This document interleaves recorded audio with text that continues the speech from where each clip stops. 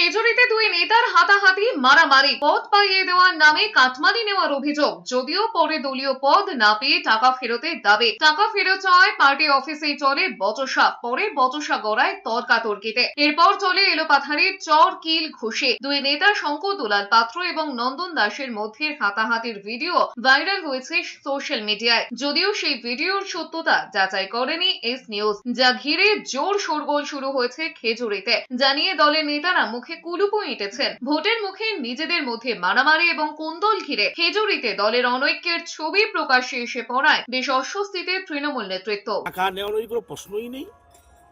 নন্দন আমার ভাই, আমরা একই সঙ্গে থাকি, আর ছোট ভাই।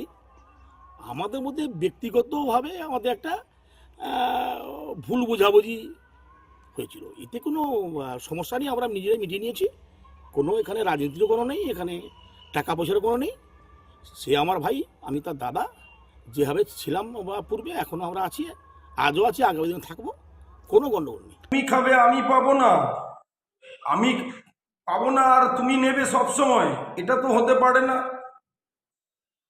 যে লড়াই তৃণমূল পার্টি অফিসে শুরু হয়েছে, আসলে তৃণমূলের ভেতরে এখন সেই লড়াই যে যত পারো লুটে নাও, যত পারো পকেটে ঢোকাও। কারণ দলটা তো আর 26-এ ক্ষমতায় আসবে না, তাই যত পারো আগেই, ভোটের আগেই গুছিয়ে নাও, লুটে নাও। কোনো ইস্যু নয়, ওগুলো ব্যক্তিগত ব্যাপার। আমাদের দাদার মতো আমি ওনাকে সম্মান করি।